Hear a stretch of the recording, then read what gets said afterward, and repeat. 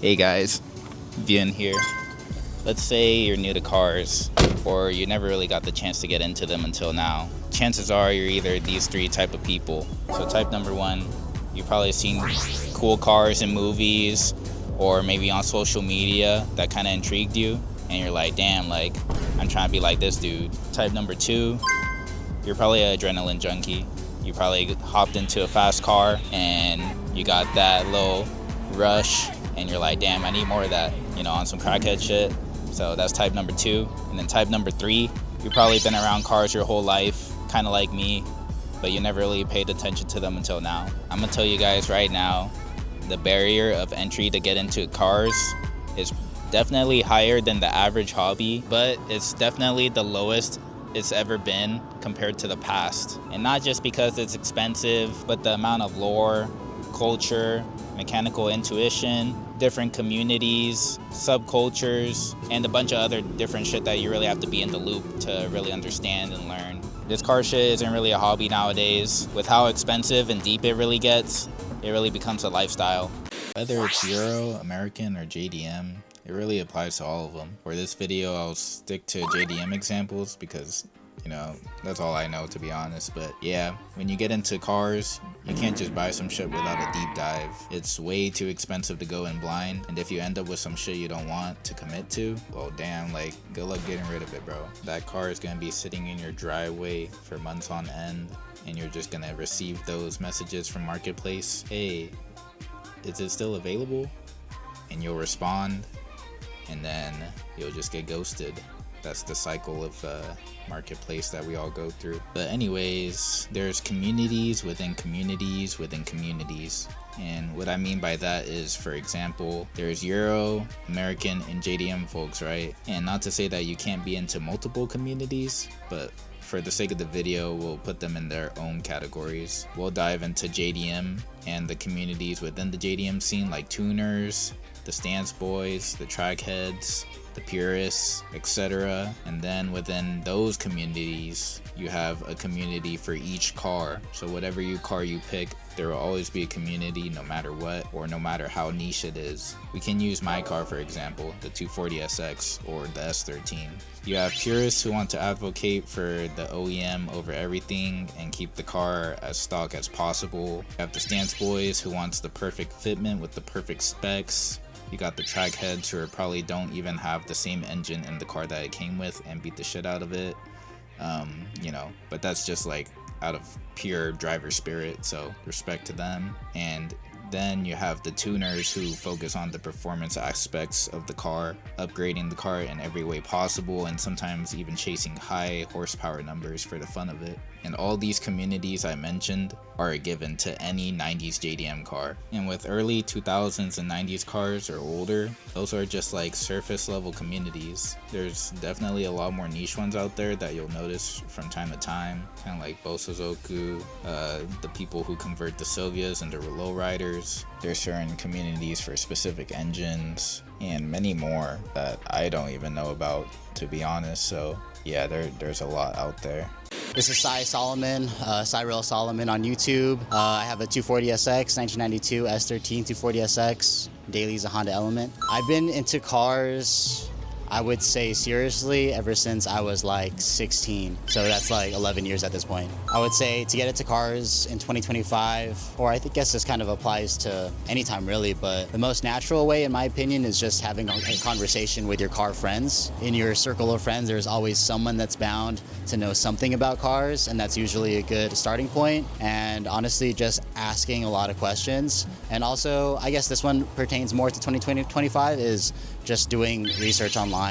When you're driving down the street and you see something that strikes your eye, try to see what the emblem is on the back, and you could go home and do research on what that car is, and then you just learn from there.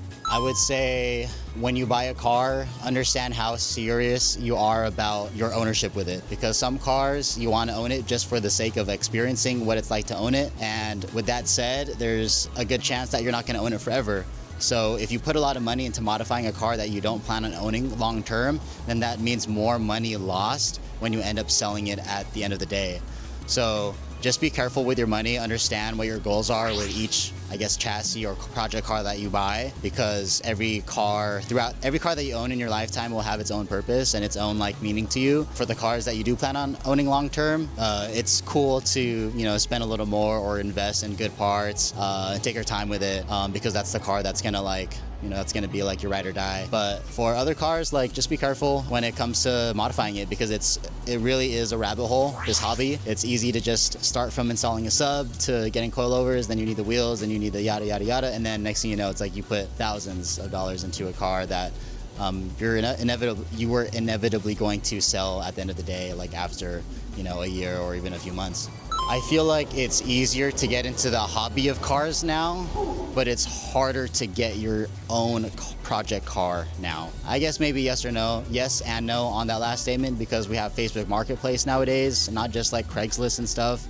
So it is easier in that sense, but like the entry point, like the price point is a lot higher nowadays. Like a lot of these desired enthusiast cars really have a high starting point.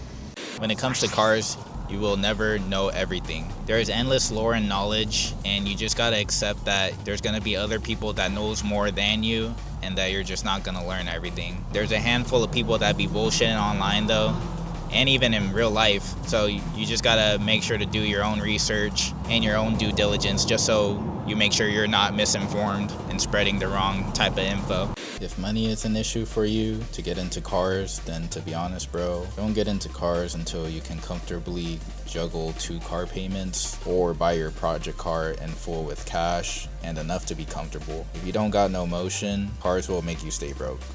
I'm not gonna lie. Especially if you are getting a project, you gotta take into account of everything you gotta replace your service, like suspension, bushings, all the fucking liquids, interior stuff, shitty paint, engine components, engine accessories, all the maintenance. All this shit adds up, and in this economy, twin, it just ain't viable. That's why when you go look for a project car, it's better to find something stock or close to stock, so you got less to worry about. But I can make a separate video on how to approach buying a project car for a more in-depth explanation if you guys want the sauce. If money's not the issue though, you can't just buy all the good parts and pay a mechanic to do all the work for you to make some cookie cutter Instagram build. And no, this does not apply to my old heads or my unks who have no time to work on their cars anymore, by the way. I understand what you guys are going through. Your bodies just can't handle it, or you just don't got time. And I mean, you can pay a mechanic and like, yeah, sure, you have a clean and cool car, but do you even know what you're looking at when you pop the hood?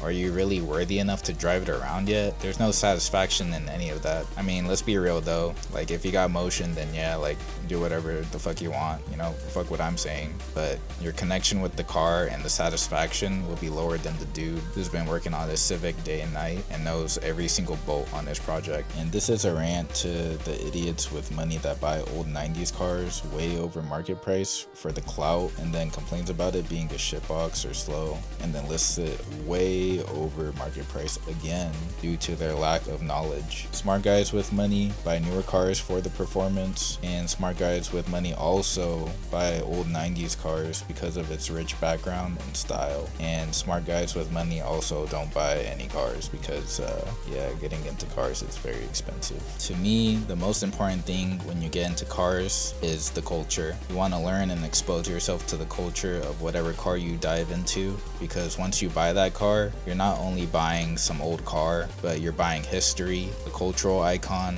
and potentially someone's dream car. You're probably thinking like, bro, it's not that deep, but to be honest, it really is. Any old car that you drive is a time capsule, and the more you learn about its past and history, the more you'll appreciate what you have. It'll probably stop you from throwing on a KBD kit and sending it into a wall, or maybe you'll be more inclined to do that because you just don't give a fuck, but you know, shit.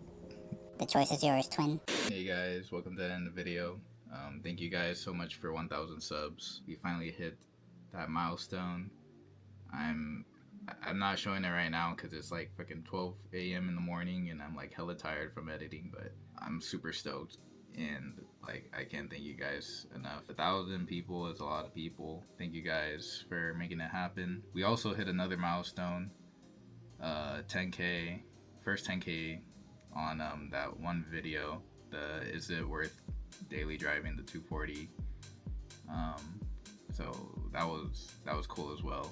But yeah, man, we're hitting big numbers to us, you know. So yeah, let's try to keep that up. Soon we're gonna be going to JCCS though. That's gonna be on October 11th, I think, on a Saturday. So in like about 2 weeks from when this video gets posted. And yeah, if you guys are in Long Beach, JCCS, look it up on Instagram, Japanese Classic Car Show. I'll be going there with the homies, so you'll probably see me there. And say what's up if you recognize me. I know we're still a small channel, so you know, I'm probably not gonna run into anybody, but yeah, that's it. Thank you guys for watching. Bye.